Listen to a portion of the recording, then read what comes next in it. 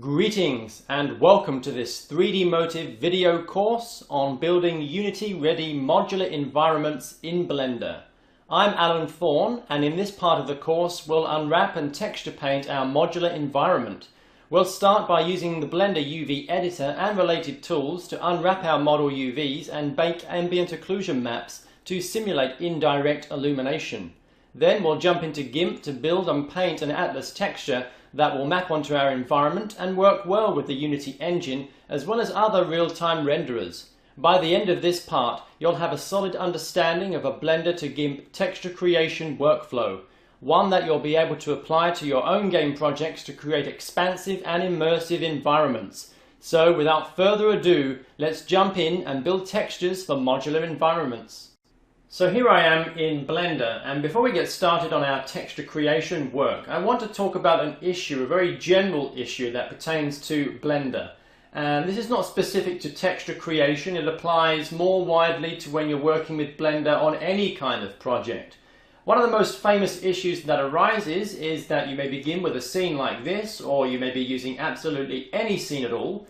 You may, for example, select this cube and pull out the faces a little bit, perhaps change it, and you may make changes to your scene. And then when you finish making your changes, perhaps you accidentally close the application. Maybe you choose File, Quit, or you press the Close button at the top of the window, and when you do this, Blender disappears completely. It just returns you to the desktop. It didn't ask you if you wanted to save your file or anything like that at all. So what happened to all of that data? Did we lose it? Well, let's find out. I'm going to double click on the Blender icon to load Blender, and here is the interface. Again, it doesn't size itself to the recording window, so I'm just going to size up this recording window here just to put it back to normal, and you'll see that we begin with this blank empty scene, and it doesn't appear to have restored our changes at all. It seems that we've lost all of our data and Blender did nothing to prevent that from happening. Well, in fact, you can actually get back all of those changes that you never saved. All you have to do to achieve that is choose File and Recover Last Session from the menu. You will see that what this actually does is open up a file called quit.blend, and Blender will always save to that file every time you close the application. So by choosing Recover Last Session, I suddenly get back all the changes that I had there and the ones that I didn't save. So that's how you can go about restoring any data that you feel you may have lost. It turns out that Blender does keep your data, it's not necessarily lost at all. So now I want to discuss the issue of UV unwrapping and texture creation for our modular environment set. What I have open in front of me here is the Blender file that we completed in the previous part of this course. There we modeled all the different pieces for our environment set, and we have those scattered across different layers in the file. So right now I have the first layer active with this tile piece here, the base tile for our environment set. But we have other pieces on other layers. For example, if I select this layer, we can see that we've got the main floor piece that we're going to be using to tile across the floor. We have this piece here, which is a quad section for the wall. In the next part, the next layer here, we have, for example, this quad section is just being mirrored and repeated to the other side. Then we have some other quad sections with more detail, and we also have corner pieces, which we have one here. This is an inward turn, and then we have another corner piece which is an outward turn, and we also have a prop crate. Now you could go ahead and create other pieces for the modular environment, and I encourage you to do so, but I'm going to be specifically looking at these pieces here in this video.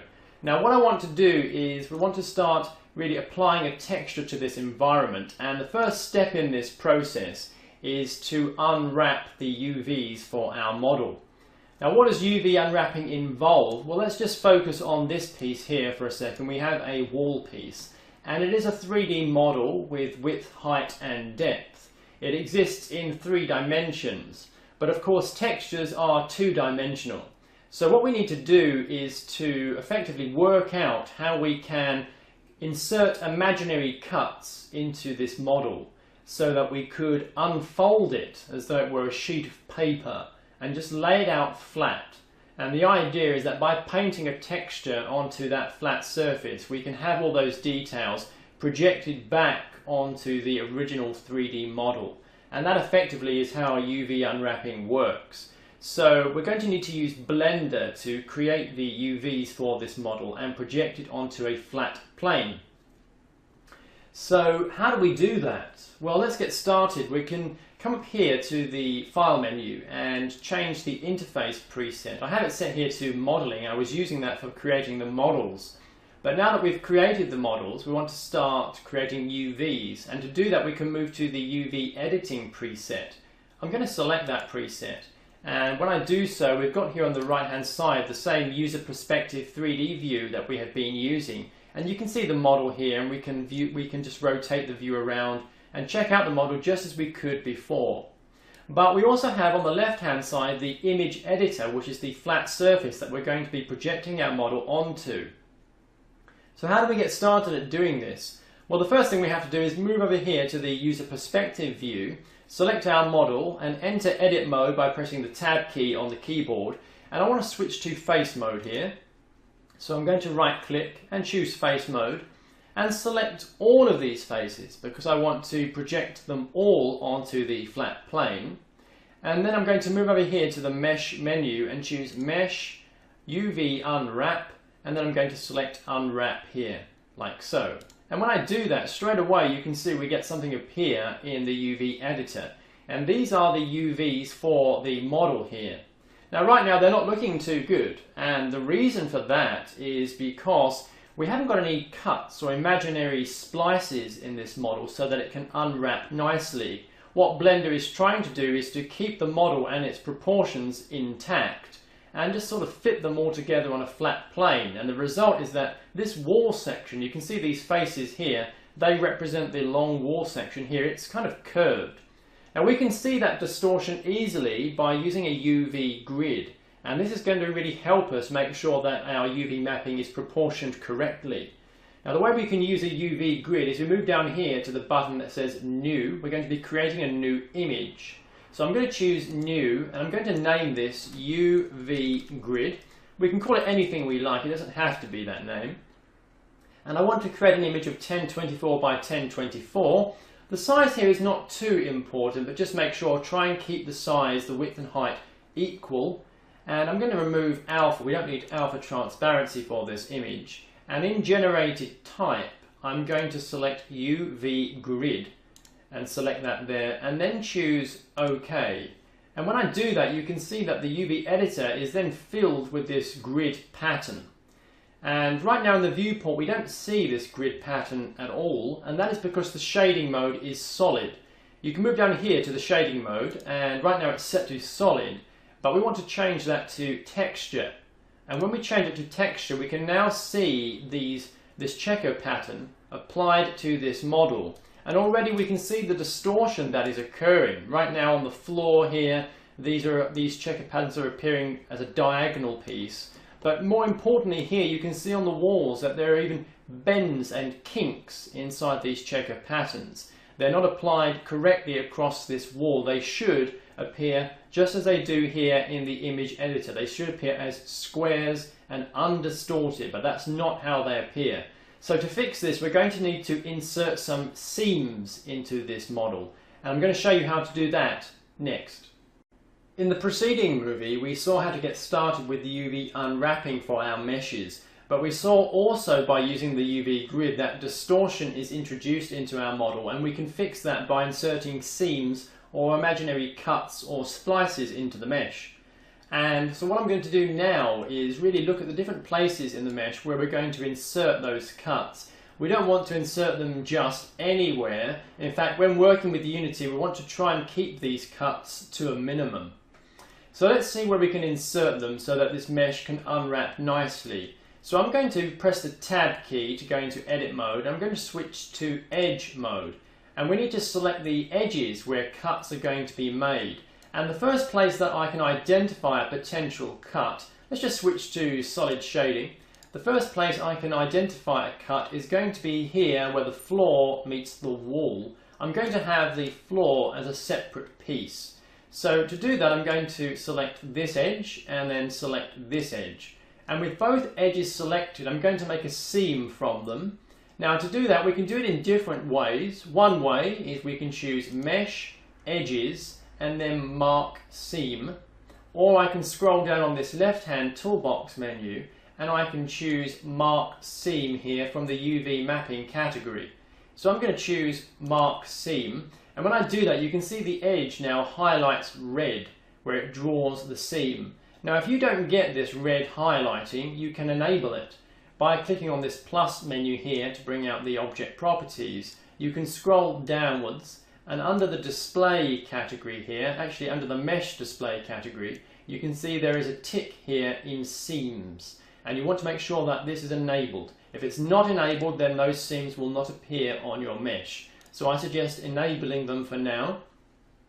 Let's just fold up this menu here. So we've identified one seam here. But we can also see that here, where this pillar meets the wall, there is a change in the direction of the surface. And the way this is all fitted together, this is going to be very difficult to unfold normally. So we're going to need to insert some more seams. And the way I'm going to handle this is really I'm going to have the front of this pillar here as one piece, and then the side as a separate piece, and then just have this wall as its own piece as well. So let's get started at doing this. So I'm going to come into here and let's just find maybe this edge, and I'm going to, whoops, not undo that, don't want to transform it, and I'm going to select this edge, and I'm going to scroll upwards, and maybe we're going to select perhaps this edge here. We're going to insert a cut there. I'm going to add a seam with this edge here, and let's just scroll out a bit and just have a look at what we're doing here. So I'm going to insert another seam there, and again a seam around the edge. Insert a seam here, also another seam I think here and here, like so, and another seam there. So again I'm going to choose mark seam, and you can see that we've drawn that red border around here to indicate that a new seam has been marked here. So that's looking pretty good. Where else can we insert a seam? Again here around this section of the wall is where we're going to be inserting another seam. So I'm going to select this edge, and this edge, and also this edge and this one, and then choose mark seam. So that should be enough edges now for us to start unwrapping this model successfully. So let's take a look. I'm going to switch back to the UV editor and enter edit mode and select all of the faces. Here we can see the previous UV mapping that doesn't work quite very well at all. So I'm going to choose mesh and UV unwrap and UV unwrap. And when I do this now, you'll see on the model we're getting some good looking UVs here. We've got no distortion, we've got everything looking just as we want it. They're all squares, and in fact when you have a look at the UVs on this map here, you can see everything is nicely aligned in rows and columns, and we've got no distortion. If I right click on the UV editor and I choose island, I can select the individual pieces, and you can see we've got the side wall piece, we've got the front of the pillar piece here. I think there might be a bit of distortion up here, but we can probably easily fix that. You can see it's because there's a certain cut here. Let's take a look at that cut. Let's have a look where that is occurring. So that's occurring here with this edge because it's not unfolding properly here. So let's select that edge, and I'm going to choose mark seam. So let's scroll down to the UV mapping, choose mark seam, and insert a new cut there. Now we've inserted that, this should look much better. So I'm going to unwrap this again by selecting face mode, choosing all of the faces, again choose mesh, UV unwrap, and unwrap again. And now you can see that issue is repaired. So now that's looking much better. And we have all of our UV islands, and they're looking pretty good. So next we're going to be having a look more at the details of the UV editor. In this video, I want to discuss Blender's UV editor and some of the preferences and controls that I use when working with it. And so what I'm going to do, I'm going to start by maximizing the UV editor. And in fact, in Blender, you can maximize any viewport with the keyboard shortcut Shift Spacebar. So I'm going to move over this with my mouse cursor and press Shift Spacebar, and that will maximize the UV editor. I can press Shift Spacebar again to restore it back to its original size, so it's a toggleable feature. So let's maximize the UV editor. I'll press Shift Spacebar and just really sort of maximize and have a look at all these UVs that we have here. Again, I can hold down the Alt key on the keyboard and use the middle mouse wheel to scroll the UV editor view here. So we're looking at these UVs, but one of the first things that I noticed with this checker background is that unless the faces are selected, it's really quite difficult to see these edges and faces and vertices. If I right click and choose Island mode, which allows me to select UV islands, that is a group of faces and edges that are all connected together and separated by the seams. So I'm going to select this island, and you can see this refers to all the walls of the mesh here. So that's one island. When it's selected, the shading makes this a bit darker so it's easier to see, but it's still not clear enough for my taste. So I'm going to change these settings from the User Preferences dialog. I can do that by choosing File and User Preferences, and make sure that you select the Themes tab up here and UV Image Editor over here. We're going to be concentrating on the settings Vertex Size, Face Selected and Face. The face shading controls the shading of faces that are not selected, and these ones of the faces that are selected. So what I'm going to do is I'm just going to scroll this window over a little bit, and I'm going to change the vertex size from 3 to 5, and as I do that, the size of these vertices will increase in the viewport. So now they're a bit more prominent, and I like to work with around about that size. Then for the shading of the faces, the non-selected faces, I'm going to click on that here and change the alpha transparency of that shading. So right now it's 0.39, and I'm just going to increase that, and as I do, you can see in the viewport here that the shading of those faces just darkens up. I'm going to select it to about there so that I can see the faces more prominently, and yet I can still see the checkered pattern behind it. I'm going to do the same thing really over here for the selected faces. I'm going to darken up those shading as well, make it a bit darker so that it's a bit more prominent than the non-selected faces. And in fact, I'm going to come back to the standard faces and just really lighten up that shading just a little bit to create some difference between the selected and non-selected faces. So I'm going to work with something like this, and that should make the faces a bit easier to see in the recording window as well. So I'm going to close the User Preferences dialog, and the other thing that I want to discuss is about transformations. Now I'm going to right click and choose, for example, Vertex here, which will allow me to select specific vertices in the UVs. Now, of course, as I start to move these UVs around, we're going to get transformations and distortions in the UV mapping of the mesh. But one thing I notice that when I select a vertex, for example, this vertex here, now if I were working in the standard viewport, I would get a control gizmo appear with arrows in either direction that I could drag to move those vertices. But in the UV editor, we don't get a control gizmo. We actually have to use the keyboard shortcuts. So to transform and move this vertex, I have to press the W key on the keyboard, and then I can start to transform that vertex around. And I click to confirm that change. If I don't like it, I can press Ctrl Z to undo it. And the same works for rotation and scaling. So rotation is E and scaling is R. So I'm going to press Shift Spacebar to exit the UV editor. And just so you can see what the effect of moving around the UVs does to this mesh, for example, this vertex here that I have selected is part of the floor. So as I press the W key and start to transform it, you can see a distortion starts to happen on that floor face. So I don't really want to make that sort of changed, so I'm going to press Escape just to completely exit the translation mode. So that really is how we work and control with the UV editor. That's going to be important over the next few videos as we're going to be working and controlling the UVs for models.